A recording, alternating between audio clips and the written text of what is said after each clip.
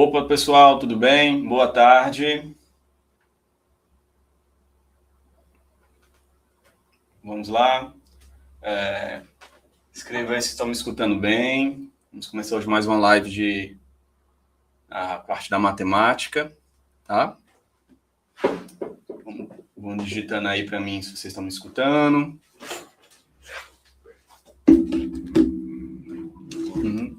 Vamos lá, me digitem aí qual cidade vocês são. Opa, tudo bem, Eduardo? Boa tarde. Estamos começando agora, 16 horas, live da matemática. Áudio tudo ok. Que bom, então. Vou esperar mais pessoas aí estarem dando seu feedback, tá? Estamos ao vivo agora. Seu joinha, seu legal. Opa, boa tarde. Kemily, né? Vamos lá. Distância, vamos começar nossa live de matemática. Thaís Paula. Hoje com ótimas dicas, ótimos apontamentos de um assunto muito importante, né? Fundamental na matemática, né? Com a nossa intenção realmente de obter êxito no Enem, né?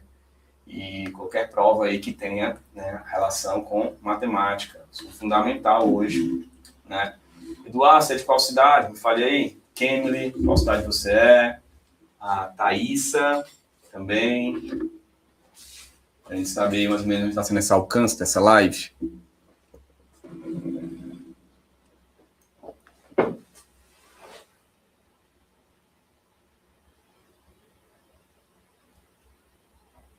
Conde da Paraíba, Kemily. Eduardo, você é da onde? Fortaleza, minha cidade. Estou só a Thaísa falar de onde ela é. Pacoti, Ceará, o Eduardo. A Thaís que é de Fortaleza, ok. O Eduardo é Pacoti. Então vamos lá, certo? Começar aqui aos poucos. Então nosso tema de hoje, pessoal, se chama-se Teoria dos Conjuntos, tá bom? Então esse tema é de fundamental importância, que é um teorema, um assunto básico. Então, por se tratar de um assunto básico, é um assunto que ele vai nos dar uma base para demais assuntos, ok? Então, a gente vai entender aqui as demandas e as particularidades, né, dessa teoria do conjunto. O que é essa teoria dos conjuntos? Então, a primeira coisa é definir o que é um conjunto em matemática. Definimos como conjuntos como sendo um agrupamento, reunião de objetos que tenham ou não algo em comum. Chamamos esses objetos de elementos e normalmente vamos usar para a notação de conjuntos letras maiúsculas. Quando eu falo normalmente, pessoal, é porque pode ser que use outra letra, não teria nenhum tipo de problema. O que a gente vai estar entendendo é como é o comportamento, mais do que decorar que tem que ser uma letra maiúscula, minúscula ou que tipo de letra, tá? E parênteses para juntar esses elementos. Exemplos. Olha, aqui eu digo conjunto das vogais. Então, eu tenho um conjunto que tem A, E, I, O e U. Conjunto das vogais. Eu tenho explicitamente aqui o que é cada elemento desse. Conjunto dos números pares, por exemplo, 2, 4, 6, 8, né? Então, a forma que eu mostro, né, é essa forma aqui. Então, eu posso colocar uma letra maiúscula, como eu coloquei no item A, uma letra A, vocês podem ver aí, e como eu coloquei no item B, uma letra B maiúscula, certo? Mas eu poderia usar outras letras, por exemplo, letras gregas, né? Como um alfa, como um beta, tá? Também seria validado, certo? Como um conjunto. O importante aqui é exatamente a questão do parênteses, né? Então, entre os parênteses, eu tenho aí quem são os elementos desse conjunto, certo? Ok? Deu para entender essa primeira parte? Então, um conjunto vai ser essa reunião, né, desses objetos, que chama de elementos, e aí, dentro desse pacote, separado por parênteses, a gente tem os elementos. Ok? Deu para entender? Eduardo, Kemily, Thaísa, Juliana, ok? Vamos continuar. Então, representação, né? Como a gente tinha colocado, a gente usa esse parênteses e escreve dentro dele quem são esses objetos, chamados elementos, né? Então, por exemplo, a gente pode ter a representação na forma explícita então a forma explícita, eu estou te mostrando quem é cada um desses elementos. Então, A, no caso aqui, I, O, U. São vogais para a gente, tá? Também pode ser na forma implícita. Então, eu posso dizer assim, olha, esse conjunto tem alguém desconhecido e esse alguém desconhecido é uma vogal. Atenção no detalhe, tá? Eu botei X, esse ponto e vírgula para a gente, pessoal, ou um traço, né? Poderia ser um ponto e vírgula, ou um traço. Em matemática, a gente chama isso aqui tal que. Então, isso aqui é o nosso tal que. Ou seja, X, tal que, X é uma vogal. Eu não estou dizendo que o X é uma vogal. Esse X, nessa questão, ele representa o quê? Ele representa um algo desconhecido. Então, para aquele conjunto, para pertencer àquele conjunto, esses valores desconhecidos, tal que esse cara seja uma vogal. Só para não ter confusão, ou eu esteja dizendo que o X ele é uma vogal. Tá, ok? Tudo bem? Também uma forma que a gente usa muito, e talvez seja uma das primeiras formas que a gente aprende quando se trata de conjuntos, quando talvez seja bem jovem, a gente aprende isso através desse círculo, né? Forma de círculo, forma circular, né? O diagrama de Venn, tá? Esse diagrama de Venn, na verdade, fosse um pacote, né? Desenhado mesmo, uma linha, assim, meio oval, e aí eu boto dentro dessa linha, né? Desse conjunto aqui, quem é que faz parte? No caso aqui, eu botei A, B, C, D e E. Não foi nem as vogais, né? Eu botei letras aleatórias. Então, tem umas 5 primeiras letras aqui do alfabeto, por exemplo. Ok? Deu para entender aí a representação explícita, implícita e do diagrama de Venn, pessoal? Me dê um feedback para a gente estar continuando falando sobre isso. Ou tirar alguma dúvida, fique à vontade, a qualquer momento, colocar no chat a sua dúvida. Professor, fiquei com dúvida nisso, né? Aí você escreve, não entendi, né? Essa passagem aqui, você fique bem à vontade, que eu estou todo momento aqui para atender vocês, tá bom? Ok, continuando. E aí, qual é a relação que existe entre esses? Eu já sei o que é, né? Um conjunto, eu sei como o representar, então ele pode ser de forma explícita, implícita, ou eu desenho um diagrama, né? Esse formato meio que circular, oval, e dentro eu boto esses elementos. Agora, como é que eu posso relacionar esses objetos, esses elementos, a um conjunto? E aí vamos ter uma relação chamada relação entre conjuntos e elemento. Pertinência, né? Então, essa relação é a seguinte. O que seria? É a relação que se dá entre o conjunto e os seus elementos, né? Isso chama-se pertinência. Então, bem simples. Caso o elemento esteja num conjunto, é dito que ele pertence ao conjunto. E notamos com o seguinte símbolo, né? Esse ezinho aqui, né? Esse ezinho famoso ezinho de pertence. Caso contrário, ele não pertence ao conjunto, né? E usaremos o símbolo do não pertence, ou seja, o elemento ele pode estar ou não estar. Se ele está, ele é um elemento que pertence ao conjunto. Se ele não está, ele não pertence, ok? Então, por exemplo, nós temos um conjunto que tem os elementos aqui 1, 2 e 3. Claro, conjunto A é o conjunto 1, 2 e 3. Então, vamos fazer umas relações entre 1, 2 e 3 e o conjunto A, né? Então, por exemplo, o elemento 1, ele se encontra no A? Sim, ele se encontra no A, então ele pertence ao A. O elemento 4, ele está nesse conjunto A? Não está no conjunto A. Então, ele não pertence ao conjunto A. Então, a única relação que existe entre um elemento e um conjunto é se está no conjunto ou se não está. Só que a gente não escreve não está matematicamente. A gente usa um símbolo chamado pertence. Se ele não está, é o não pertence.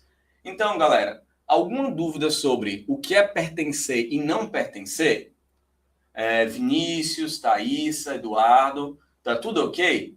Né? Me dei aí sempre um legalzinho no chat, né? Já que a nossa aula é uma aula virtual. Então, vamos lá, seguindo aqui, lendo as suas mensagens, tá bom? Tudo ok, né, Eduardo? Ok, então vamos dar a continuidade aqui, certo? Aí tem uma relação que é um pouco mais, né, diferenciada. Ainda assim tem elementos, ainda assim tem conjuntos, mas uma relação que eu não vou usar um elemento com um elemento. Agora eu vou usar um conjunto com um conjunto. Então, relações entre conjuntos, uma inclusão.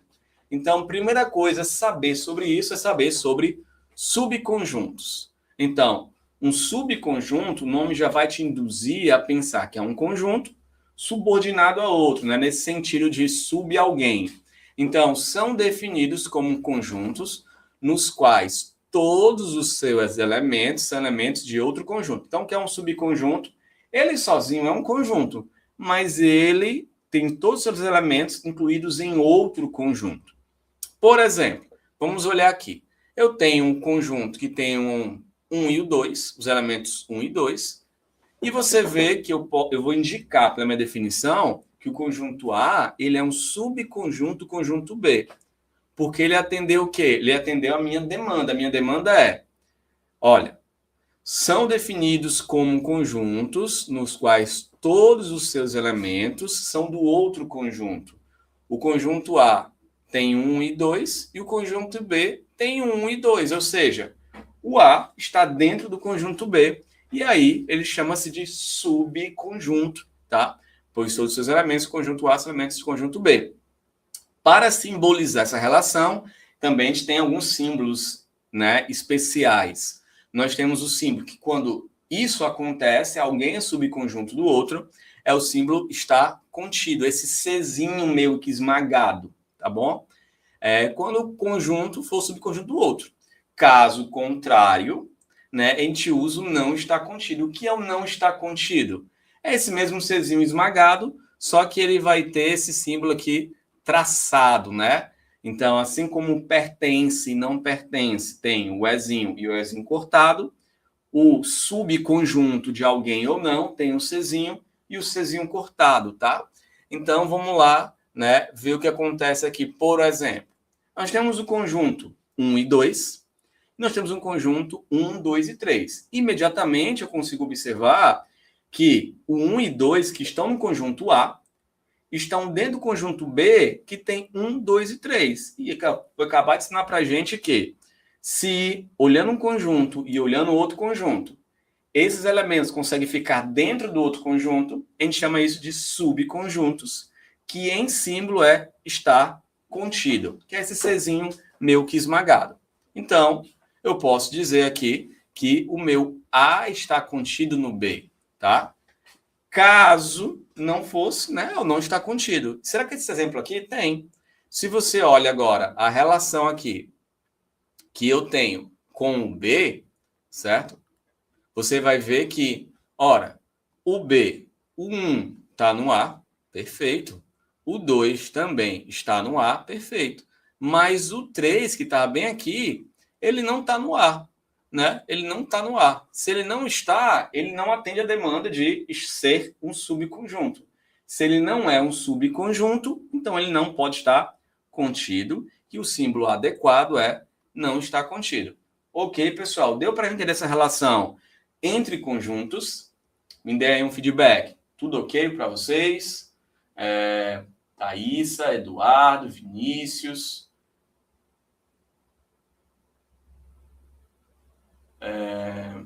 Kemily. Ok. Ótimo, perfeito. Vamos lá. Dando continuidade a isso. Uma observação importante. Existe um conjunto que ele é um conjunto, digamos que especial.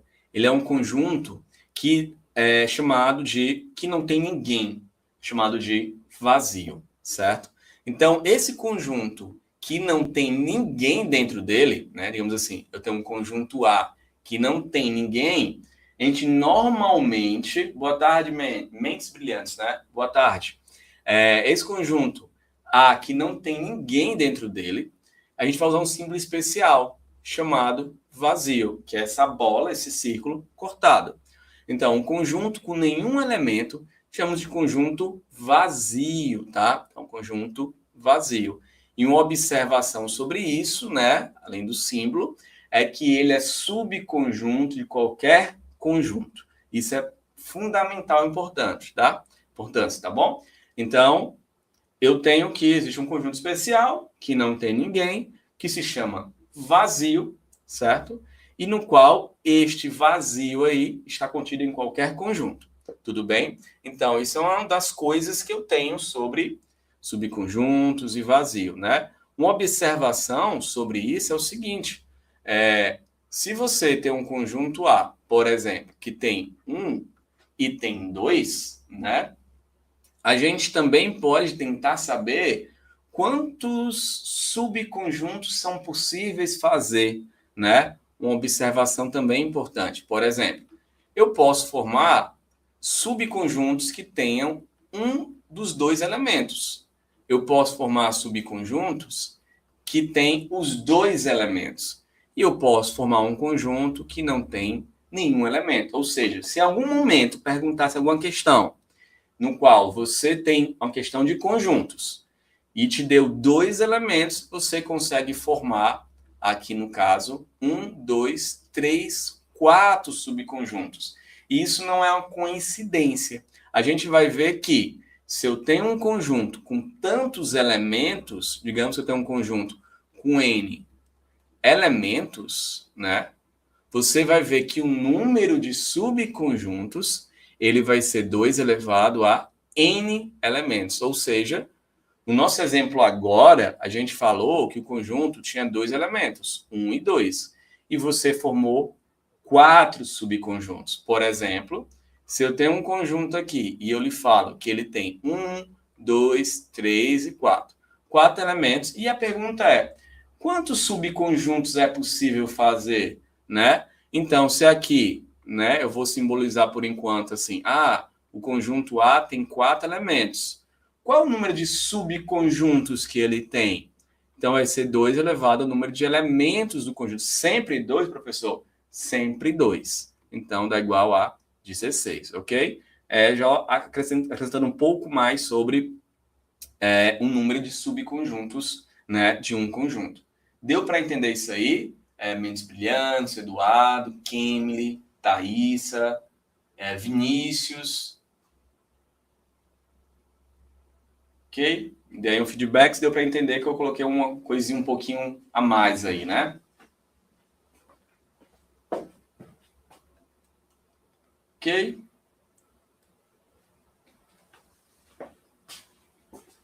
Tudo ok, né, Kimberly? Obrigado.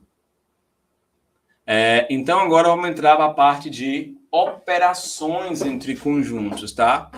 Então, essa questão, posso repetir sim, viu, Thaís? Então, vou voltar um pouquinho, pessoal, só para repetir essa parte, tá? Nessa observação, a gente está fazendo o seguinte, vou até reescrever aqui algumas coisas, né? Para a gente entender direitinho. A gente viu que tem os subconjuntos, né? São o quê? Eu pegar um conjunto com tantos elementos que eu queira e eu vou pegar elementos desse conjunto. E cada elemento que eu consiga pegar desse conjunto maior forma-se subconjuntos. Vou dar um exemplo. Eu tenho um conjunto que tem o A, B e C. Eu posso formar, por exemplo, um conjunto que tenha só o elemento A. Se vocês concordam comigo que o elemento A, né, Azinho, ele está num conjunto que tem o Azinho, o Bzinho, o Czinho? Tem, é verdade. O elemento Azinho sozinho, o A minúsculo, ele está num conjunto que tem o A minúsculo, o B e o C. Concordam? Eu também posso fazer isso com B e isso com C. Ou seja, eu tenho 3 possíveis subconjuntos e eles têm, cada um deles, um elemento. E todos eles obedecem à situação, à definição de dizer o que é subconjuntos. Também eu poderia pegar 2 elementos, no caso eu peguei todos os possíveis conjuntos com 2 elementos. Ou seja, eu tenho um conjunto, um subconjunto que tem um AB, um subconjunto que tem um AC e um subconjunto que tem um BC. Todos esses caras, né? Esses 6 que eu desenhei aí, vocês podem observar no quadro, esses 6 são subconjuntos do conjunto Azão. Por quê? Individualmente, cada elemento desse, né? Esse Azinho, Bzinho, Czinho, A, Bzinho, A, Czinho e B, Czinho, todos eles fazem parte do conjunto maior, né? E daí também eu poderia pegar um com todos os elementos, que é o próprio A, né? E outro também, que é o vazio. Se eu fosse contar isso aqui, eu teria 1, 2, 3, 4, 5, 6, 7, 8 possíveis subconjuntos, né? Só que você imagina junto comigo. Você tem uma questão do Enem, que tem interpretação, e ele fala, por exemplo, de um problema onde você, numa sala de aula, né? Você tem 10 alunos, por exemplo. E aí você quer saber quantas, né, possibilidades existem de formar grupos com 1, com 2, com 3, com 4, com 5, até com 10 elementos, ou aquele que não tem nenhum, não é? Então, ele vai tratar sobre subconjuntos. Será que seria interessante eu fazer de um por um? Não tanto. Seria interessante aprender algo que melhore esse meu raciocínio. Então, a gente viu que, para eu saber um número de subconjuntos de um conjunto, basta apenas botar 2 elevado ao número de elementos do conjunto. Botei em A, tá? No meu caso aqui, neste exemplo, aqui de cima, eu tenho 3 elementos. Então, 2 elevado a 3 igual a 8. Né? Então, eu tenho 8, né, subconjuntos formados a partir de um conjunto de 3 elementos. Deu para entender? Gabi, acho que você chegou agora, né? Deu para entender, Gabi, Eduardo, né? A Thaís, se tivesse para repetir. Né? Então, isso aqui é chamado número de subconjuntos de um conjunto. Tá? Tudo bem? Eu vou agora para o A. De nada. Disponha, viu? Se tiver dúvidas, sempre perguntem aí no chat, pessoal. Então, vamos lá agora a questão de operação entre conjuntos. Então, nós temos conjuntos, né? A gente sabe o que é um conjunto, já sabe o que é um subconjunto, sabe o que é um elemento está ou não num conjunto chamado pertence ou não pertence, sabe o que é estar contido e não estar contido. Agora, vamos relacionar conjuntos, né? Não apenas ele só, mas agora entre conjuntos quaisquer. Então, dados dois conjuntos A e B, definimos como união o conjunto com todos os elementos dos dois conjuntos, podendo estar em apenas um dos conjuntos. Notamos como A, esse Uzinho, né, B, como símbolo de união. E em símbolos temos o quê? Temos que, quando dois conjuntos têm a união entre eles, né, A união B, é um elemento, tal que esse elemento ou está em A ou está em B. Esse nome aqui, ou, essa conexão é muito importante. Em matemática, quando eu digo ou, pode ser que atenda uma demanda ou a outra demanda, e pode ser até as duas, certo? Mas esse ou não nos obriga a ser as duas ao mesmo tempo. Ele dá uma opção. Podendo ser definido para mais ou dois conjuntos. Eu fiz só 2, mas pode fazer com 3, com 4, com 5, né? Por exemplo, eu tenho um conjunto que tem o 1, o 2 e o 3. Eu tenho um conjunto que tem o 3, o 4 e o 5, certo? Ok? Aí eu pergunto, quem é a união desses conjuntos, né?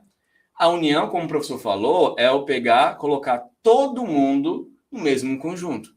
Então, se eu pego o 1, boto aqui, o 2, está aqui ele, o 3, está aqui ele, o 3 já está lá, não precisa repetir, certo? Então, é importante saber que quando se trata de conjuntos, não precisa repetir, né, os elementos. No caso, se tiver elementos iguais, só basta um elemento dele. Não precisa colocar 2 números 3, né?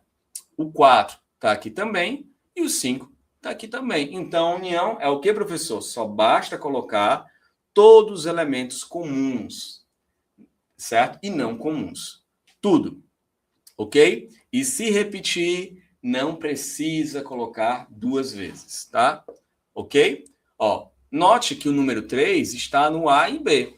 Já 1 e 2 são apenas do A e o 4 e 5 são apenas do B. Então, a regra em geral é o quê? Colocar todo mundo e se tiver repetido, não repete. Deixa só um elemento. Deu para entender o que é uma união de conjuntos, pessoal? Gabi, Thaísa, Né? Vinícius, mentes brilhantes. Deu para entender o que é a união entre conjuntos? Ok. Vamos lá. Então, passando agora para a interseção, tá? Obrigado, Kim, pela resposta. Sim, Thaís, sim. Ok. Agora vamos para a interseção entre conjuntos, né? Cuidado, que às vezes alguns alunos confundem união com interseção, apesar que o nome é bem sugestivo, tá? É só se aprender aos pouquinhos detalhes. Então, união, coloco todo mundo, e se tiver alguém repetido, não precisa repeti-lo na resposta, como a gente fez agora. Interseção. Dado dois conjuntos A e B, definimos como interseção o conjunto com todos os elementos comuns aos dois conjuntos. Notamos como aquele união era um Uzinho. A interseção é o mesmo Uzinho, só que ele é virado, certo? É um U virado. E em símbolos temos o quê? Que quando eu pego a interseção de dois conjuntos, eles são elementos, como eu falei, o X aqui simboliza para a gente o desconhecido. Então, é um elemento, lembrando que ponto e vírgula a gente chama tal que, ou então, pessoal, lembrando mais uma vez que quem chegou depois não viu, tanto faz eu colocar ponto e vírgula, como colocar um traço. Esses dois símbolos simbolizam o tal que, né? Então, em matemática, a gente vai ter muito essa sugestão de colocar símbolos que, né, simbolizam uma palavra, né? Simbolizam uma condição. Então, a interseção são elementos tais que esse elemento está no conjunto, olha a importância, e está no outro conjunto. Ele não é opcional, é obrigação. Então, a obrigação se eu quero que ele esteja na interseção, tem que fazer parte dos dois ao mesmo tempo. Então, tem que ser algo comum aos dois, tá? Então, por exemplo, o mesmo exemplo.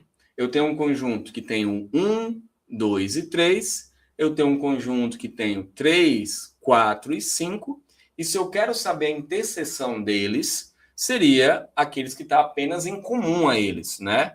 Então, um único elemento comum a eles é o elemento 3, certo? Até mesmo se fosse, talvez, as primeiras vezes que a gente viu isso na nossa vida, até outras questões, a gente consegue fazer assim, né? Ó, eu tenho um conjunto que tem 1, 2 e 3, e eu tenho um outro conjunto que tem 3, 4, 5. Note que pelo esse meu desenho por diagrama, você consegue ver que a parte comum a eles aqui, a um conjunto e a um outro conjunto, é o elemento 3. Já o 1 e 2 só fazem parte exclusivamente do A, e o 4 e 5 exclusivamente do B. Ok? Observação é a seguinte: também poderia acontecer desses dois conjuntos não ter ninguém em comum, né? Ter um conjunto vazio, né? O símbolo de vazio aqui, tá ok?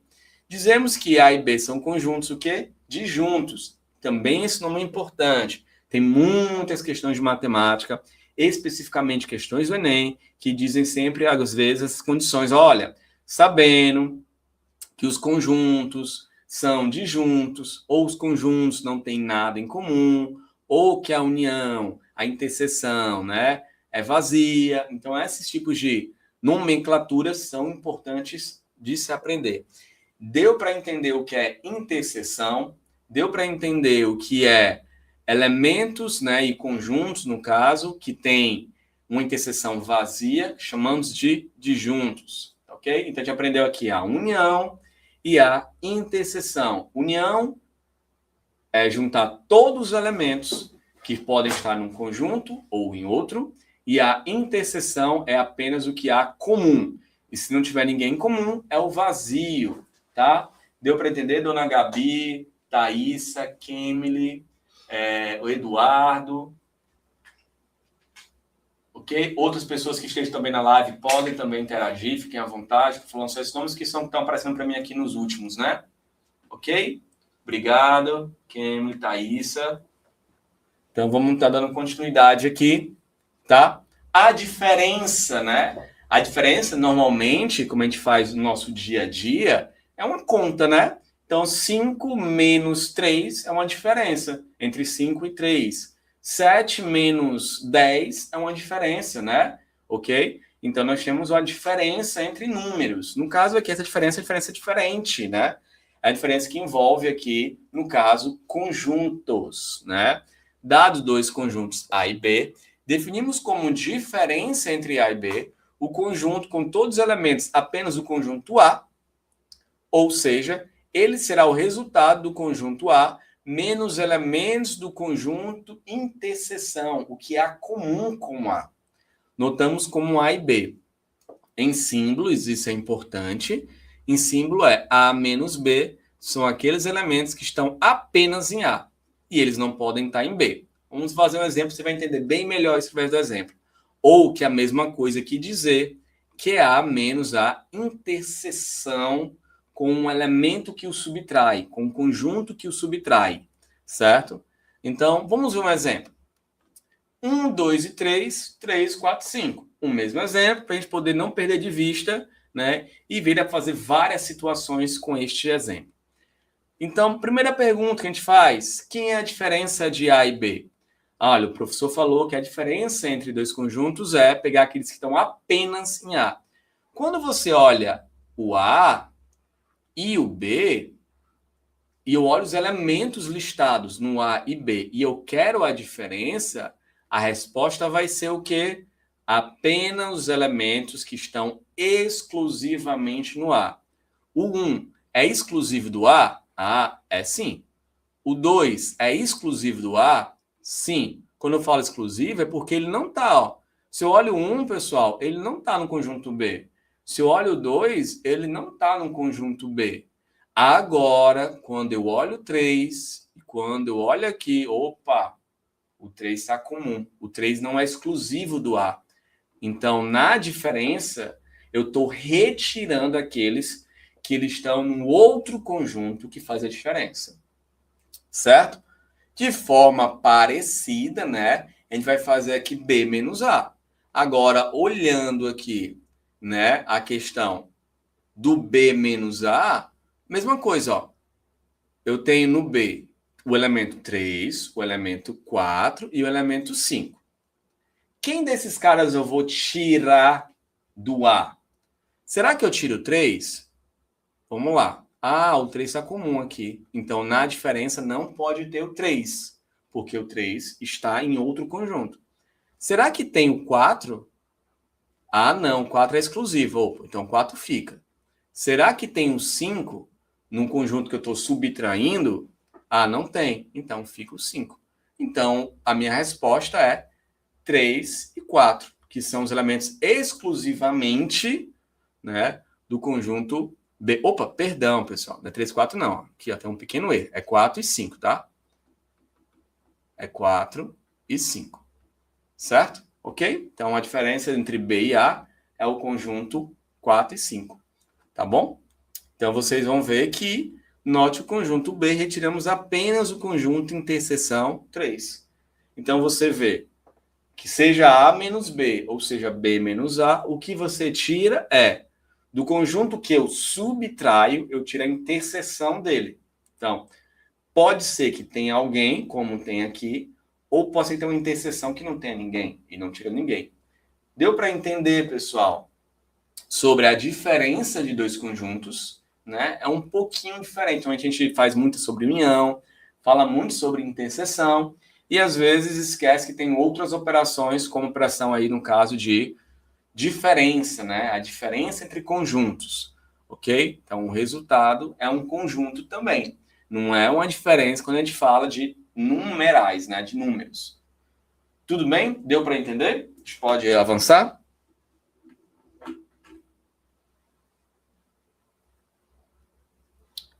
Vamos lá. Igualdade entre conjuntos, certo? Beleza, Kimberly. Que bom, você está conseguindo entender. Igualdade entre conjuntos. Dados dois conjuntos ou mais, né? A gente pode ter isso para mais. Dizemos que A e B são iguais quando todo elemento de A é de B, né? E todo elemento de B é elemento de A. Então, os conjuntos são iguais quando eles têm todos os elementos comuns. Dizer isso é a mesma coisa que dizer que o A está contido no B e o B está contido em A, ok? Então, isso aí é uma igualdade entre conjuntos. Por exemplo, já apareceu aí o exemplo, né? Ó, você vai ver que eu tenho um conjunto que tem 1, 2 e 3, e eu tenho um conjunto que tem 2, 1 e 3. Será que eles são iguais? Eles só são iguais se todos de A estão em B e todos de B estão em A. Então, vamos lá. Será que um que está aqui está no B? Tá. O 2 que está no A está no B? Tá. O 3 que está no A está no B? Tá. Opa, então já sei que todos do A estão no B. Olha o símbolo que eu uso. Está contido. Será que o contrário acontece? Será que todo o elemento de B estão em A? Vamos lá. O 2, que está no B, será que está no A? Ah, está sim. O 1, que está no B, será que está no A? Está sim. O 3, que está no B, está no A? Também está sim. Ou seja, quer dizer que todo mundo, todo o B, completamente está no A. Ok? Então, B está contido em A. Então, com isso, né? Se o A está no B e o B está no A, lembra que a gente usa está contido, né? Então, quer dizer que eles são o quê? Iguais. Então, deu para entender, pessoal, o que são conjuntos iguais? Sim? Digam aí. Vou beber aqui um pouquinho de água.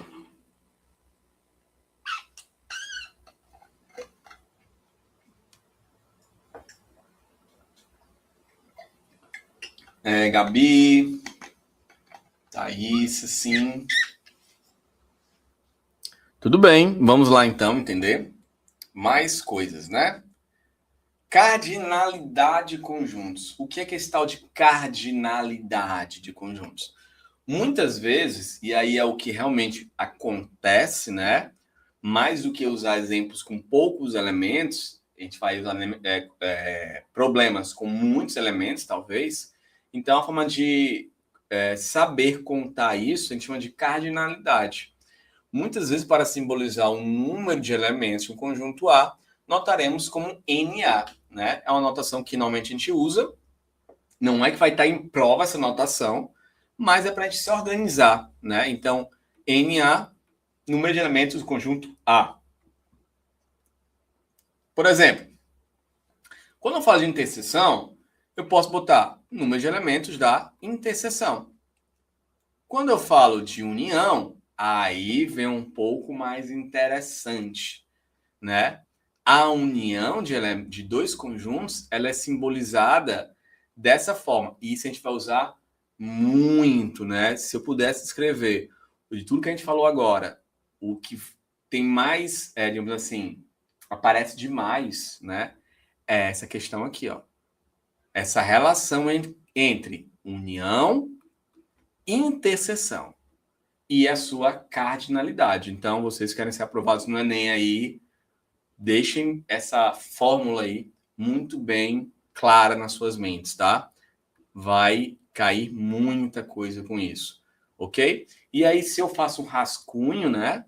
Eu penso assim, olha, será que o número de elementos, né? Vou simbolizar assim, ó, eu tenho o A e tenho o B. Aí aqui, ó, tem os elementos de A. Pá. Aqui eu tenho os elementos de B. Se eu somar tudo isso, você concorda comigo que eu peguei essa parte do meio, que eu estou pintando aqui novamente. Eu somei foi 2 vezes, mais uma vez. Vamos lá. Presta nesse detalhe. Se eu quero saber quantos elementos tem na união, eu vou juntar esse com esse, né? Vou pegar o conjunto A, vou pegar o conjunto B, mas, professor, você fez um erro. Qual foi o seu erro? Você pegou a interseção, né? Você somou elementos de A e os elementos de B, mas tem um cara que tu somou a mais.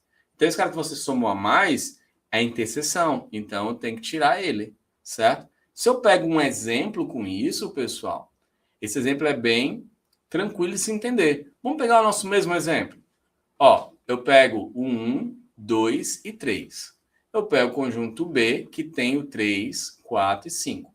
A gente já fez agora que a união desses dois conjuntos é 1, 2, 3, 4 e 5. Agora, se eu peço cardinalidade, né? Quantos elementos tem no A? Tem 3. Quantos elementos tem no conjunto B? Tem 3. Quantos elementos tem na união? Você não vai somar 3 mais 3. Não é apenas isso. Porque se eu somasse 3 mais 3, a resposta logicamente seria 6. Só que você está vendo que na sua união não são 6, são apenas 5. Porque você tirou quem? O 3 estava comum aos 2. Então você tirou a interseção, que foi um único elemento, né? Menos 1. Né? Então 3 mais 3 menos 1, que é igual a 5. Então você tirou um único elemento, que foi a interseção. Deu para entender isso aí? Mentes brilhantes, Thaísa, Kemily. Digam aí a questão da união. Beleza, perfeito. Ok? Então, vamos lá. Também temos a diferença entre os conjuntos, né? Então, a diferença é pegar os elementos. Thaísa, ele vai fazer alguns exercícios que vão ter isso aí, você vai ver algumas vezes, tá? Diferença entre conjuntos. Pega um elemento de A e tira o que está em comum com B, tá bom? E aí, seriam os problemas sobre cardinalidade. E os conjuntos numéricos, né, são bem conhecidos da gente. Os naturais, 0, 1, 2, 3 e 4. E vai ter todas as operações com os naturais, né, soma, subtração. Tem os inteiros, que são os naturais com os seus simétricos, os que têm os sinais de menos. Tem os racionais, que estão todas as nossas frações, né, raízes exatas também. Temos que são não racionais, chamados de irracionais. O que entra nesses não racionais? São as raízes não exatas. Por exemplo, raiz de 2.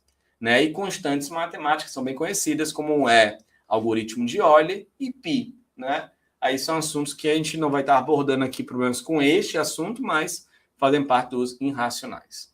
Ok? E os reais é todo mundo. É os racionais mais os irracionais. Todo mundo que eu digo, esses primeiros 4 conjuntos, porque tem um conjunto também que é diferente desses caras, que é os complexos, que é um assunto para uma outra aula sobre números complexos, porque eles são complexos, né? Então, a gente tem uma aula à parte só disso, né? Então, por isso, não podem perder nossas aulas de matemática, tá? Ok? Então, vamos lá. Primeira questão sobre conjuntos, uma questão do Enem de 2013. Então, prestem atenção aí em cada detalhe, tá? Então, concentração aqui na questão, tá? Vamos lá. Numa escola com 1.200 alunos, foi realizada uma pesquisa sobre conhecimento desses alunos em 2 línguas estrangeiras, inglês e espanhol. Nessa pesquisa, constatou-se que 600 alunos falam inglês, 500 falam espanhol e 300 não falam qualquer um desses idiomas. Escolhendo-se um aluno dessa escola ao acaso e sabendo que ele não fala inglês, qual é a probabilidade de que esse aluno fale espanhol? Então, a primeira coisa que a gente tem que fazer é organizar dados, né? A questão do Enem são questões que têm essa característica, a questão meio que longa, médio para bem longa, e tem muitos dados. Então, vamos agora guardar esses dados, né? Construir dado a dado. Primeira coisa que ele tem, 1.200 alunos. Que questão nos diz, tá? Ele fala que 600 falam inglês, né? Eu vou dizer que é o conjunto A, tá bom, pessoal? Então, o conjunto A tem 600 pessoas. Ele fala que o conjunto B, né, eu dotei como B, são os que falam espanhol. São 500 pessoas. E tudo isso, pessoal, são dados da questão, não faz nenhum cálculo ainda, eu estou só anotando esses dados. E ele fala que 300 não falam A e nem B, falando das 2 línguas, ou seja, nem inglês nem espanhol.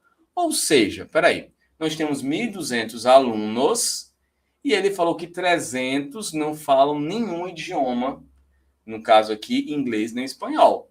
Se eu tinha 1.200 e 300 não falam nada, 1.200 menos 300, então eu tenho 900 pessoas que falam alguma coisa, ou A ou B. Eu ainda não sei especificar né?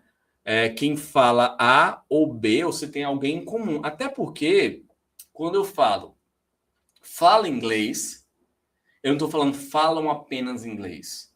Quando eu falo falam espanhol, eu não estou dizendo falam apenas espanhol. Existe uma diferença nisso, né? Mas o que eu tenho certeza é que se tem 1.200 alunos e ele fala que 300 não falam nada, 900 falam alguma coisa. E no nosso caso, esse alguma coisa ou é inglês ou é espanhol, certo? Então, eu tenho 900 pessoas. Até aqui, pessoal, deu para entender o porquê do 900? Para a gente continuar? Me digam aí. Mentes Brilhantes, Thaísa, Kemily, eu acho que é o Edja, né? Seu segundo nome. Acho que tinha um Eduardo que. Ah, o Eduardo também tá aí. Estejam comigo aí, tá? Ou outras pessoas queiram interagir no chat, fiquem à vontade, tá bom? Deu para entender do 900? Posso continuar? Me digam aí. Vou continuar, certo? Posso repetir sim, tá bom? Então vamos lá. Ó. Kemily, por que dos 900? 900 é o seguinte, ele fala que tinha 1.200 pessoas. 1.200. Eu tenho 1.200 pessoas. Ele fala que 300 não falam nenhuma das línguas que foram peças. Ou seja, 1.200 que eu tiro 300 pessoas, eu restou 900. E essas 900 pessoas que restaram são aquelas que falam alguma coisa. No caso, se é alguma coisa nossa, ou é inglês, ou é o quê? Espanhol. Como se trata de conjuntos, nesse universo de conjuntos, a gente colocou inglês para CA, espanhol para CB, e se eu digo que fala um ou fala outra, para a gente é esse ou.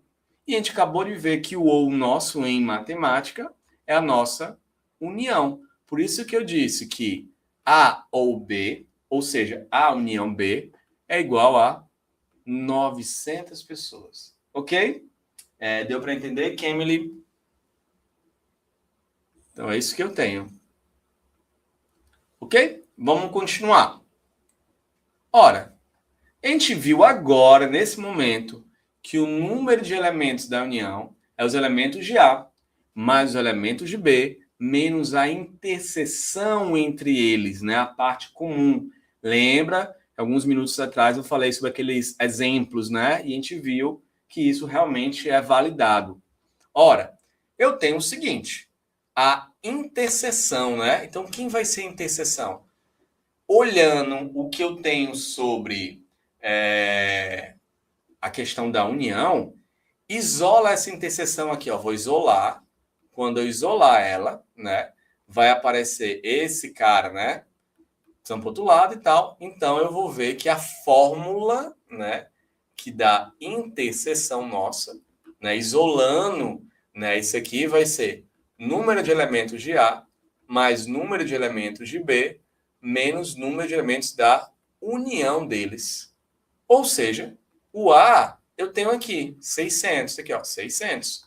O B eu tenho aqui 500, ó, número de elementos de B, menos a união, que é quanto? 900. Ok? Então, o que isso está nos trazendo na questão? Está nos trazendo o seguinte, que quem falam as duas línguas são 200 pessoas. Então, vamos organizar as coisas, tá? Continuando. Assim, quem fala apenas inglês? Quem fala inglês, pessoal, é 600. Se eu tiro aquele que também fala espanhol, eu tenho um total de 400 pessoas que falam apenas inglês. Quem fala apenas espanhol? A questão nos diz que eram 500 pessoas que falam espanhol. Mas a gente descobriu que, além de espanhol, tem 200 pessoas que falam também inglês. Então, das 500 de espanhol dadas, eu descobri que 200, então, ou seja, eu tenho 300 pessoas que falam apenas espanhol. E aí, quem fala as duas, né, a gente acabou de fazer, 200, e nenhuma das duas, 300. Então, eu fiz o quê? Eu fui só colocando todos os dados aqui, para a gente ir se organizando. Aí, o que a gente vai ter? Olha a nossa resposta, né? Ele quer saber quantos não falam inglês. Quem que não fala inglês? Primeiro, ele falou que 300 não falam nenhuma e 300 falam espanhol. Ou seja, não falam inglês e não falam inglês. Então, repetindo mais uma vez, né? Esses 300 não falam nenhuma língua, não falam inglês. Esses 300 falam apenas espanhol, não falam inglês. Então, são 300 de um, 300 dos outros. Então, são 600 pessoas que não falam inglês. Então, a probabilidade será de 600. O que é a probabilidade? Que não é um assunto dessa aula agora, mas rapidamente. Probabilidade é que a chance que você tem contra tudo que pode acontecer. Então, eu tenho quantas chances? 600. Eu tenho quantos que pode acontecer? Dentre 1.200 alunos. Então, a probabilidade é 600 de 1.200, que se você simplificar, né, essa fração, dá 1 sobre 2. Ou seja, a alternativa A da questão. Se você dá uma olhadinha lá, volta um pouquinho, é a alternativa A. Tá ok, pessoal? Então, a questão que envolveu aquela formulazinha, né, que a gente tinha comentado, da importância dela, que é uma fórmula que vai nos trazer o quê? A questão da união, certo? Sobre a interseção. Ok, Eduardo? Eduardo, o detalhe que não é, porque não é 300 sobre 1.200, vou até voltar um pouco aqui, é o seguinte, ó. Ele fala assim, ó, nas duas últimas linhas, tá? Das últimas linhas. Escolhendo um aluno dessa escola ao acaso, sabendo que ele não fala inglês, ó, não fala inglês. Então, o não falar inglês, ou ele fala uma outra língua, ou fala nenhuma das línguas. Ele não pode falar inglês. E a gente fez a questão agora, e a gente viu que não falar inglês, vou apagar aqui. Não falar inglês, após nossa conta, a gente viu que não falam inglês aqueles que falam apenas espanhol, 300, e aqueles que não falam nenhuma das línguas. Deu para entender, Eduardo? Por que não é 300? Porque eu tenho que incluir mais 300 nessa tua conta, porque tem aqueles que falam espanhol, certo? Os que falam apenas espanhol. Para ser bem, né, rigoroso em relação a isso, tá bom? Ok? Podemos ir para a próxima, pessoal?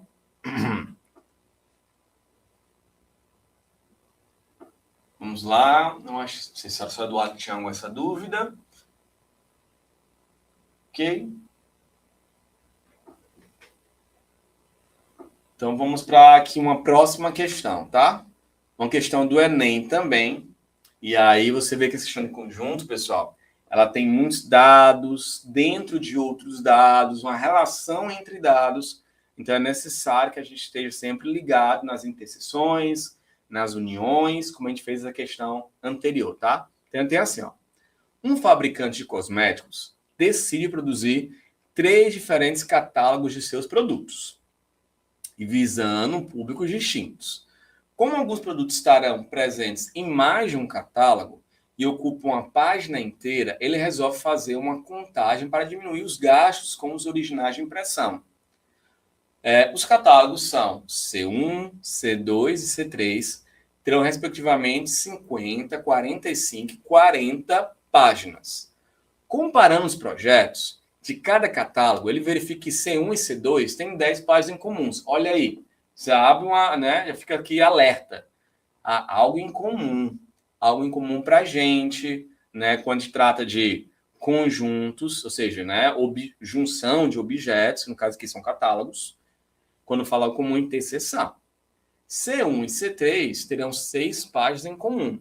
C2 e C3 terão 5 páginas em comum, das quais 4 também estão em C1. Então, olha que ele está colocando várias coisas assim. 3 conjuntos, eles têm algo em comum, um para o outro, e um tem até os 3 ao mesmo tempo. Efetuando os cálculos correspondentes, o fabricante conclui que para a montagem dos 3 catálogos necessitará de um total de originais. Entenda o que ele fala originais. Porque se repete, ele não vai contar como originais distintos. Então, o que ele quer saber é quantas, né, páginas originais tem. Então, a união desses caras, todos esses caras, né? No caso, C1, C2 e C3, no caso, quando eu falo caras, né, são os meus catálogos. Então, todos os meus catálogos. Então, vamos lá. Vamos escrever tudo que tem aqui agora matematicamente, tá bom? Então, quando eu nomeio, e já nomeou C1, C2, C3, eu falo que C1 tem 50. São todos dados copiados na questão, viu, pessoal? C2, 45, C3, 40, C1 e C2 em comum 10, C1 e C3 comum 6, C2 e C3 comum 5, e os três ao mesmo tempo é 4. Todos os dados da questão, nenhum dado aqui eu tive que descobrir. Todos os dados na questão, certo? Aí, no decorrer da matéria, eu não falei sobre a interseção de três conjuntos, mas anotem também que tem uma fórmula para isso, tá? Então, quando eu falo interseção não, união de três conjuntos, né? Poderia também ser interseção, mas no caso vamos focar do mesmo jeito que a gente escreveu na parte teórica. A união de três conjuntos é você pegar o que há em comum num conjunto, pegar o que há no conjunto, pegar o que há no segundo conjunto, pegar o que tem no terceiro conjunto, tirar interseção de 2 a 2 e somar com a união deles, tá bom? Então, você vai fazer isso aí, tá? Quer dizer, união não, perdão, só bem aqui a interseção. Certo? Interseção deles. Não faria sentido botar a união aqui, se já tem união na frente. Tudo bem? Não, Eduardo. Só voltando, pessoal, sobre a questão número 1, tá? Quando ele fala probabilidade, a gente vai pegar uma parte do todo, tá bom? Uma parte do todo, tá? Ok? Posso até depois, acho que a gente vai ter tempo, mas depois dá uma olhadinha melhor essa questão, tá bom? Esse material vocês vão ter acesso, tá? E aí, vocês dão uma olhadinha melhor. Deixa eu só terminar essa, posso até voltar para a questão, tá? Qualquer coisa. Ó, então vamos lá. Continuando aqui, ó. O que é que eu tenho, né? A união desses três. Eu vou só preencher aqui, tá? O A, no caso, C1, C2 e C3. Então, vamos olhar o A como C1, o B como C2 e o C como C3. O A são 50. Aqui, lembrando que bem aqui, né? Não é união, né? Aqui é uma interseção. Então, o A é 50, o B 45, que é o nosso C2, aqui é 40. Aqui são 10, ó. Nota que tá lá, né? Aqui são 6, aqui são 5 e aqui são igual a 4. Então eu tenho 118. É a união, ou seja, o que você tem de páginas, né, inéditas? São 118. Então a união, né, ou seja, eu não estou contando as partes repetidas, deu igual a 118.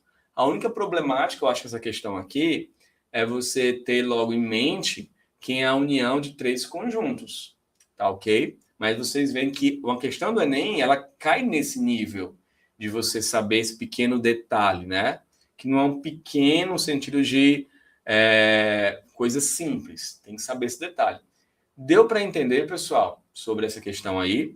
Lembrando que quando ele pede páginas inéditas, ele está perguntando para você aquele mesmo contexto que eu falei sobre conjunto 1, 2 e 3, 3, 4 e 5, e o 3 eu não conto duas vezes. Só que no caso não são apenas 3 elementos.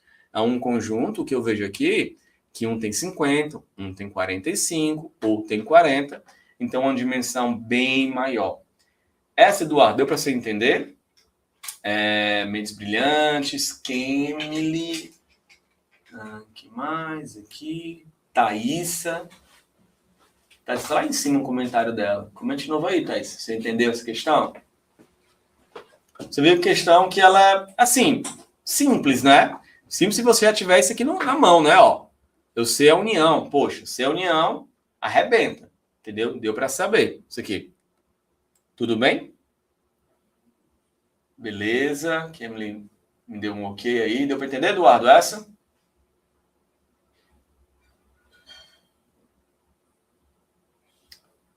Mentes Brilhantes. Me dê aí uns feedbacks aí.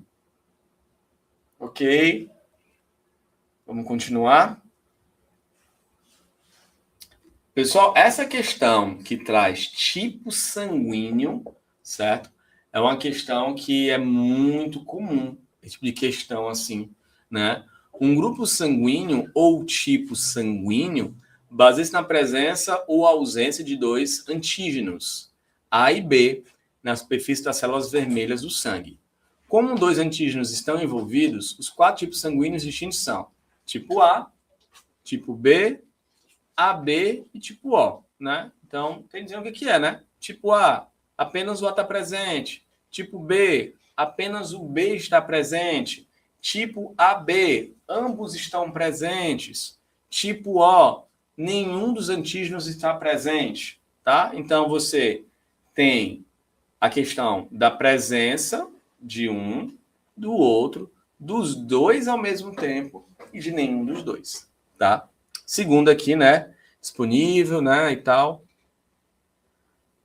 E aí, vamos lá. Foram coletadas amostras de sangue de 200 pessoas e após análise laboratorial, foi identificado que em 100 amostras está presente o antígeno A, em 110 amostras apresente o antígeno B e em 20 amostras nenhum dos antígenos está presente. Dessas pessoas que foram submetidas à coleta de sangue, o número das pessoas que possuem o tipo sanguíneo A é igual a quanto? Então, a jogada aqui da questão é a mesma. Eu tenho a presença ou não de uma característica, no caso A e B, ou A ou B, ou AB, ou nenhum dos dois. O que ele pede na questão é dessas pessoas que foram submetidas à coleta de sangue, o número delas possui o tipo A. Então vamos lá colher os dados. Conjunto universo total das pessoas são 200 pessoas, né? Do universo. Somente, assim, o A, né? Não é somente o A. São 100. O B, 110. Tudo dá na questão, tá? A ausência sem nenhum antígeno, 20 pessoas. Tudo a questão deu. Conjunto, né? A e B ao mesmo tempo. Porque ele deu A, ele deu B, né? E aí ele botou 100 antígenos, são 20 pessoas, não tem para esses antígenos, e tem uma interseção, que eu não sei quando é que é, tá? Não sei. A pergunta é, quantas pessoas têm apenas o antígeno A?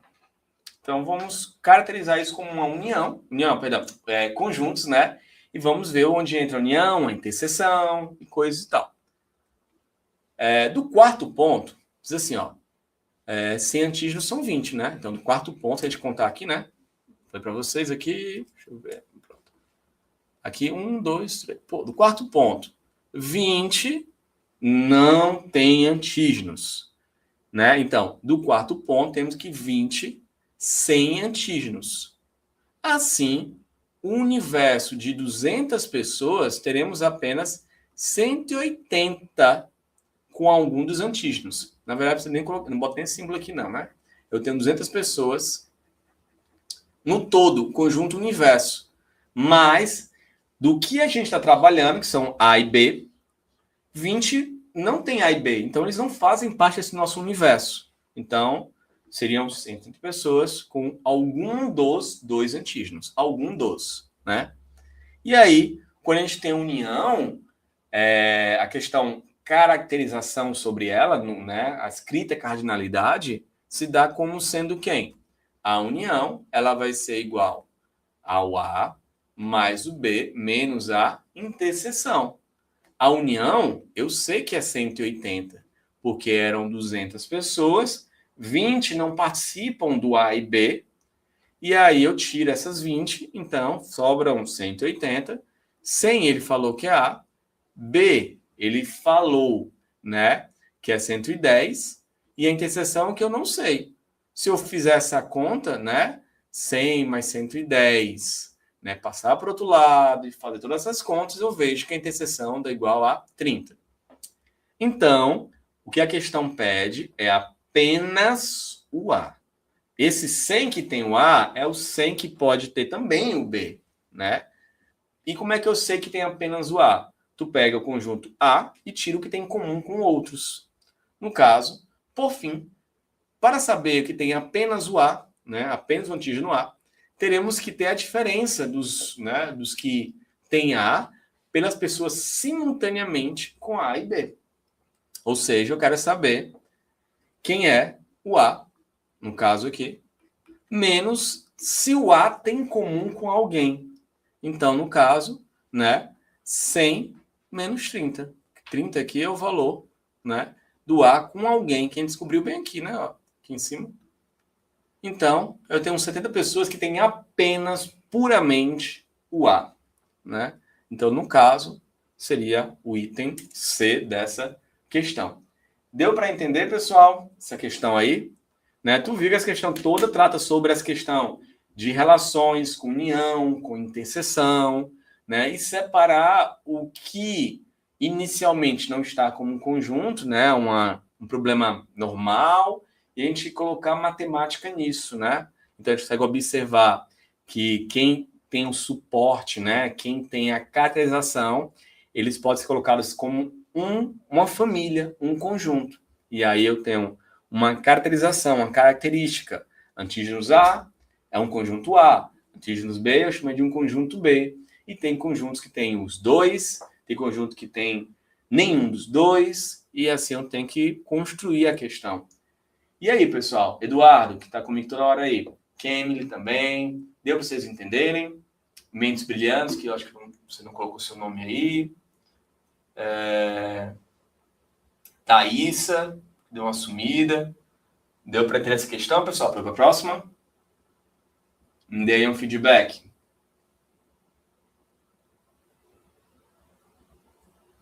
Quem não colocou ainda no chat, coloque a cidade que você é, tá? Se é aqui do Ceará mesmo, ou até do Brasil, né? De outro local. Beleza, tranquilo. Pessoal, é assim, a gente está nessa aula aqui, mas é importante para vocês que vão passar no Enem, que vocês sempre façam uma revisão de tudo que a gente faz, para você, né, entender os caminhos que a gente fez, como até encontrar seus próprios caminhos, né? Muitas vezes você tem algum conhecimento que na hora você vê uma saída que para você fica mais interessante fazer, né? Eu faço aqui, eu tenho um caminho que eu sigo, mas de repente você tem outros caminhos e tá tudo certo, entendeu? Matemática é bonita por causa disso, né? Às vezes a gente tem vários caminhos distintos, né? Formulações distintas, mas que a gente consiga chegar ali à mesma resposta dentro, né? Lógico, de uma coisa exata, de um raciocínio certo, né? Ok? Então vamos para a próxima. Diz o seguinte: a vida na rua como ela é. Então vocês veem que a questão do Enem, ele vai te trazer assim um dado, né? Uma manchete, uma pesquisa, vai te trazer algum dado e ele vai trazer ali um comando sobre essa questão. Aí vamos lá, questão 4 assim: a vida da rua como ela é. O Ministério do Desenvolvimento Social e Combate à Fome, MDS, realizou em parceria com a ONU uma pesquisa nacional sobre a população que vive na rua, tendo sido ouvidas 31.922 pessoas em 71 cidades brasileiras.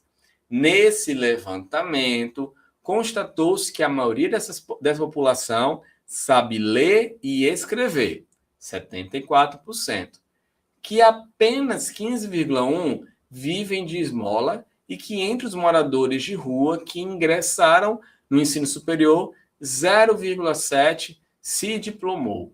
Outros dados da pesquisa são representados no quadro abaixo, que o nosso caso está do lado, tá? Nosso quadro aí ao lado. Aí você tem, ó, alcoolismo, droga, desemprego, problemas familiares, perca de moradia, né? Tem uma coisa bem, né, completa, assim, completa, talvez complexo às vezes. Ok? Aí vamos lá. O que ele fala, né? No universo pesquisado, considere que P seja o conjunto das pessoas que vivem na rua por motivos de alcoolismo e drogas e Q seja o conjunto daqueles cujo motivo de viverem na rua é a decepção amorosa. Escolhendo-se ao acaso uma pessoa no grupo pesquisado e supondo-se que seja igual a 40% a probabilidade de que essa pessoa faça parte do conjunto P ou conjunto Q, né? Lembrando que no parágrafo acima ele falou que é esse P e o que é esse Q, né? Então, probabilidade que ela faça parte do conjunto interseção, olha que ele foi claro, né? Interseção, P e Q. Então, tem que separar toda essa, né, construção desses conjuntos aí. Então, vamos lá anotar os dados, né? E construir a parte aí do cálculo para nos dar essa resposta. Temos que conjunto P. Isso, pessoal, olhei na tabela, tá? Não vou estar voltando o slide, porque fica muito ruim, tá voltando toda hora, né? Então, extraindo da tabela da questão, né, dos dados da questão, achando o seguinte: conjunto P, vive na rua por alcoolismo e drogas, é 36%. Coloquei aí 36%. Conjunto P, né, NP, 36%. Vivem na rua por decepção amorosa, é 16%, e eu coloquei o que, porque na questão ele diz que o que simboliza isso, 16%. Onde o total, P ou Q, é 40%. Também na questão traz esse dado, P ou Q. Só que tem uma relação que existe entre união de conjuntos, o conjunto e a sua interseção. E, mais uma vez, talvez essa seja uma relação das mais importantes entre conjuntos.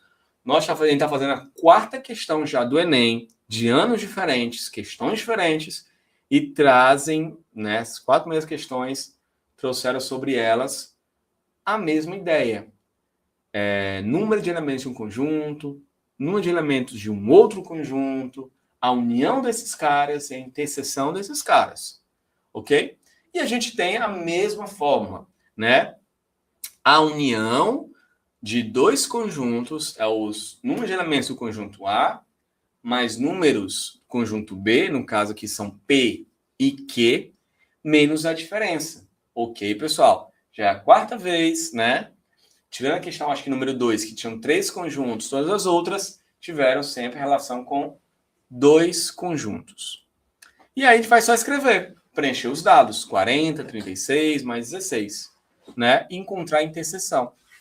No caso, né, colocando para um lado, colocando para outro, fazendo essas contas, né? As contas matemáticas aí, nós encontramos 12% como a parte comum, ou seja, pessoas que vivem na rua por alcoolismo e drogas e decepção amorosa. Juntou foi tudo, né?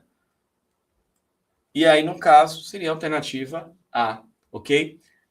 Eu sei e entendo, por isso, né, falo para vocês, se puderem fazer questões, acessarem as nossas plataformas que tem essas questões também, assistir as nossas aulas online e as nossas aulas ao vivo que vai ter já um próximo aulão. Então, se informem, né, nas redes sociais, nos sigam nas redes sociais, para que vocês possam ter acesso a todos esses detalhes, tá bom, pessoal? E tá aí a resposta, ok? Mais uma vez, mesma ideia, né? Então, a gente olha a questão, né?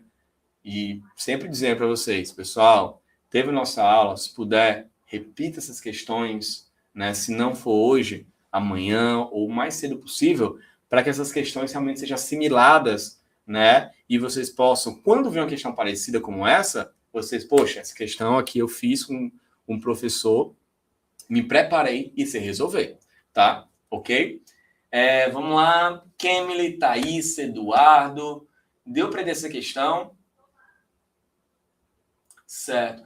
Tenta, eu acho que é o Mi, né?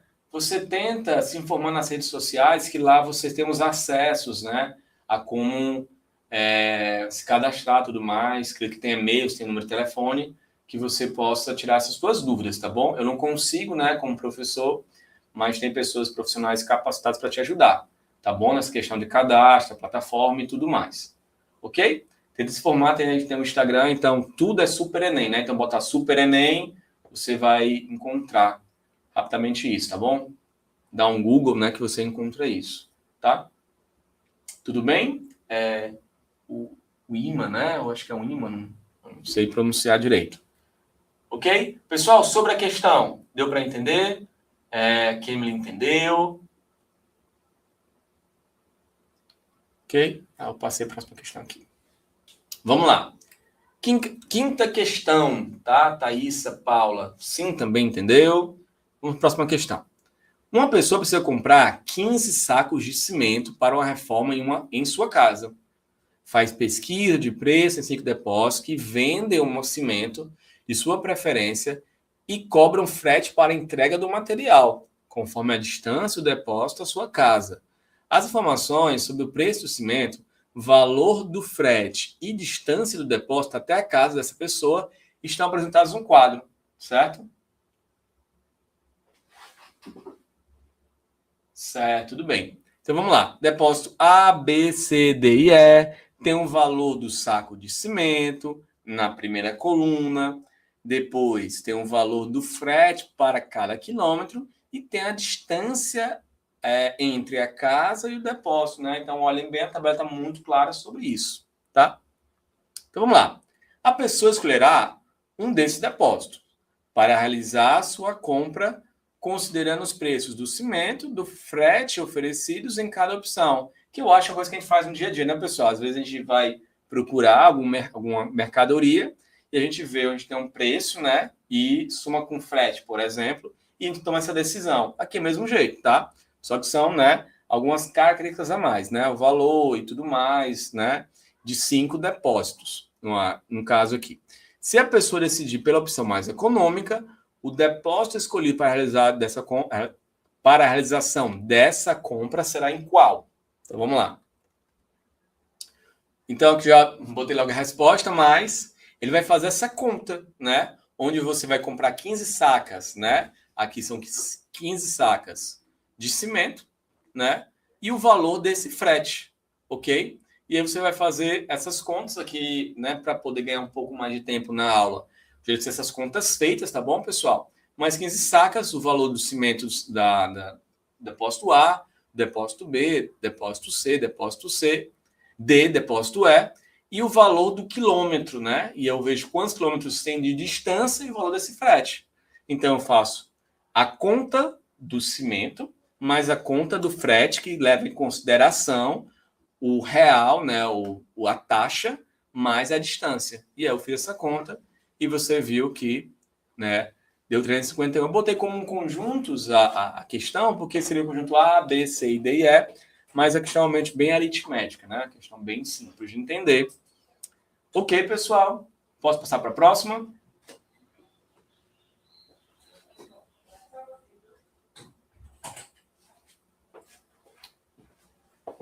Vamos lá, então, né? Acho bem simples a questão aqui. Opa, passei demais aqui. Vamos lá, questão parecida.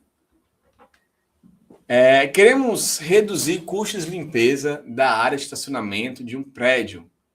O síndico resolveu comprar uma lavadora de alta pressão. Vamos lá, querendo reduzir os custos de limpeza da área de estacionamento de um prédio, o síndico resolveu comprar uma lavadora de alta pressão. Sabe-se que, na utilização desse equipamento, o consumo de água é menor, entretanto, existe o gasto de energia elétrica. O síndico coletou os dados de 5 modelos de lavadora com o mesmo preço e cujos consumos de água e de energia são fornecidos no quadro. Lavadora modelo 1, 2, 3, 4 e 5. Gasto médio de água, né, litro-hora, e o consumo de energia de água por hora. Então, tudo muito bem, né, escrito aí na tabela, mostrado na tabela para vocês, qual é o modelo, qual é o gasto médio, né, qual é o consumo de energia. As tarifas de água e de energia elétrica são, respectivamente, 0,0025 por litro de água e 0,30 por quilowatt-hora. Então, você tem um consumo de energia, né, e o consumo de litro de água.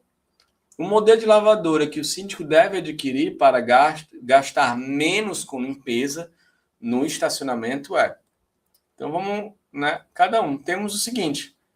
Quanto é o litro de água? 0,0025. Quanto é o quilowatt-hora? 0,30, 30 centavos. Tudo dá na questão. Assim, para os 5 modelos, vamos ter o seguinte.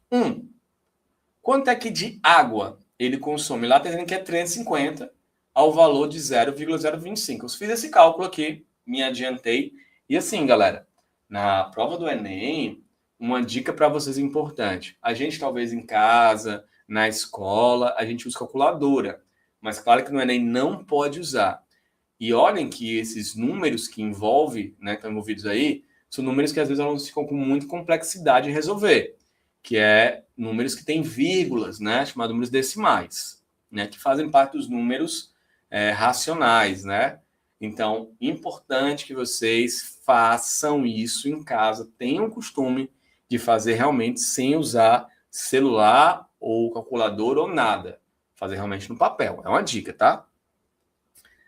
E de energia, né? Se eu olho a tabela lá, eu vejo que ele consome, né, 1,3 vezes o quilowatt-hora, né? Então, eu faço esse mesmo cálculo, né, desses conjuntos numéricos aqui, eu faço o mesmo cálculo para o 1, para o 2, para o 3 e para o 4. Eu vou voltar um pouco, porque só para você sacar aqui, saber, estou tirando essa tabela, tá? Ó, dessa primeira coluna aqui, é o que eu estou tirando esses dados, ó. O litro, né, e tal. Você vai ver que eu vou botar no 1 o 350, que é o valor do litro por hora, e o consumo, 1,3. Se você olhar lá o que eu fiz de cálculo, né, tá aqui, ó, 350, né, e o valor que a questão me deu, que é para todos, e 1,3 com o valor que a questão me deu, que é para todos.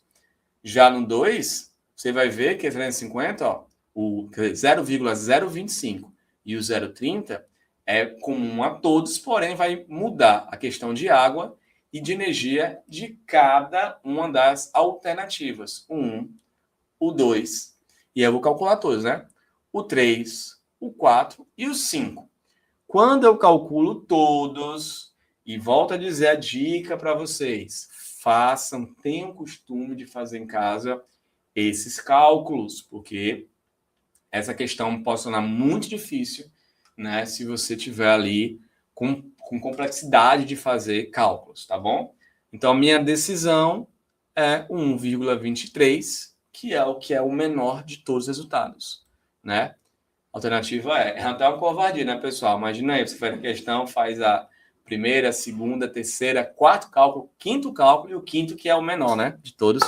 Mas, de todo modo, se fosse o primeiro menor de todos, você teria que fazer os 5 para ver qual é o menor de todos, né? Só dá para saber se fizesse todos realmente.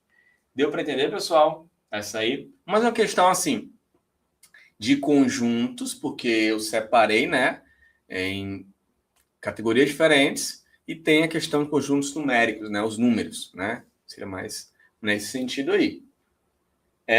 Thaísa, deu para entender essa, Kemily, né? O Imi, eu acho. Eduardo, cadê o Eduardo? Deu para entender, Eduardo? Ok. Obrigado, Thaís, pela sua resposta. Ok. Vamos lá para essa última, tá bom? Rapidinho, nós temos 5 minutos ainda, 6 minutos. Vamos lá. Uma equipe de marketing digital foi contratada para aumentar as vendas de um produto ofertado em um site de comércio eletrônico. Para isso, elaborou um anúncio que, quando o cliente clica sobre ele, é direcionado para a página de vendas do produto. Esse anúncio foi divulgado em 2 redes sociais, A e B, e foram obtidos os seguintes resultados. Rede social A. O anúncio foi visualizado por 3 mil pessoas, 10% delas clicaram sobre o anúncio e foram direcionadas para o site, e 3% das que clicaram sobre o anúncio e compraram o produto. O investimento foi para a publicação do anúncio de R$100. Rede B.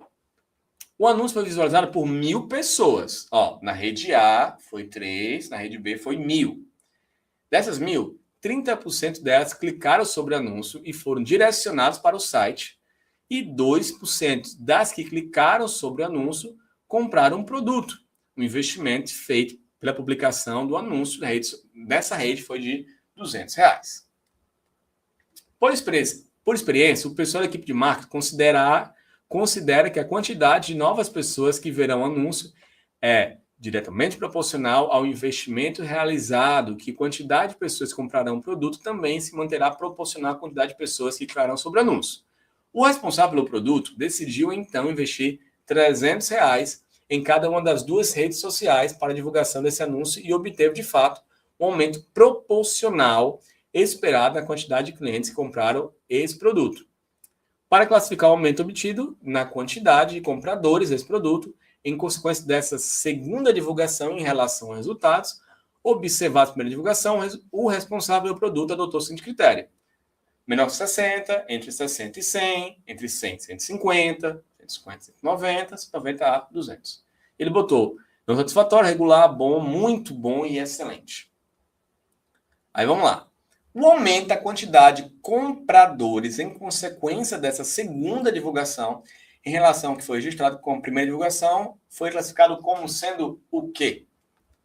Então vamos lá, temos que, né? Ele vai te dar aqui a rede social A. 3.000 pessoas visualizaram o anúncio e 10 clicam. E 3 compraram. Ou seja, eu nessa rede social, com 3.000 pessoas, de 10%, 0,3% compraram. Lembrando, galera, que 10% é 10 sobre 100, que é 0,10, e o 3% é 3 sobre 100, que é 0,03. Opa, peraí. Pronto. E aí, galera, tá aqui, ó. O 3%, 0,03, está voltando aqui. Só um minuto. Vou lá em cima. Que aparece bem aqui, ó. E esse 0,10, que é o 10%. Do mesmo modo, pessoal, eu faço com 1.000 pessoas. Que ele falou que 30% clicam e 2% compram. Então, tá aqui, ó, 32 sobre 3.000, né? Faço uma proporcionalidade aqui, ok? E aí, aqui é 1.000 no caso, né? Sobre 1.000. E aí deu 6 pessoas. Ou seja, inicialmente foram 9 e foram 6. Ou seja, um total de 15 pessoas com investimento de R$300. De onde veio R$300? 100 daqui, 200 daqui. Repetindo, aqui foram 3.000 pessoas, 10% clicaram, 3% compraram, deu 9. E gastei R$100. Aqui, 1.000 pessoas, 30% clicaram, 2% compraram, aqui ó, 30% e 2%, vezes 1.000 dá 6, por R$200. Ele resolveu investir mais 300 em cada rede, tendo um aumento proporcional, ou seja, se eu gasto R$100 aqui e eu tenho 9 pessoas, se eu gasto 300 é 3 vezes mais. Então, 3 vezes 9, 27. Já na outra, né?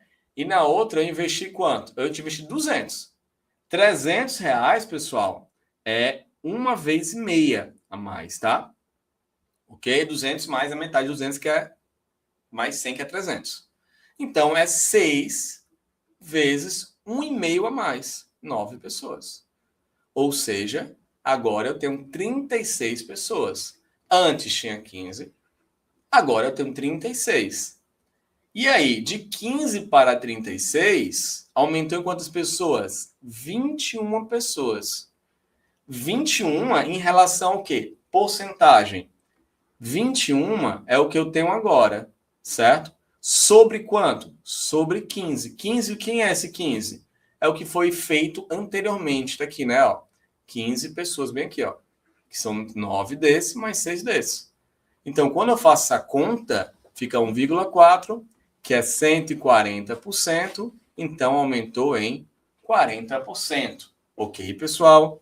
Então, seria a alternativa C. Que eu fui um pouco mais rápido essa questão, mas também não é uma questão tão difícil. Como eu falei para vocês, pegue essas questões que a gente fez, essas 7 questões, faça uma revisão, né? Espero ter ajudado, espero ter sido claro na questão. É um assunto, né, bem interessante, conjuntos, e dentro do conjunto a gente tem essas operações com, né, porcentagens e números que vocês, decorrer de outras aulas, também vão estar vendo, tá? E é isso, ó. Por hoje só, a gente está terminando nossa live aqui, mas nos siga nas redes sociais, nos sigam no Instagram, né, nos canais de vocês têm acesso, para vocês estarem sempre ligados, né? Qual o dia da live, que live é essa, né? O que é matemática, história, física, biologia, e tenham acesso, né, ao material que lá também tem. E no mais, é só isso, pessoal. Até mais. Tchau, tchau.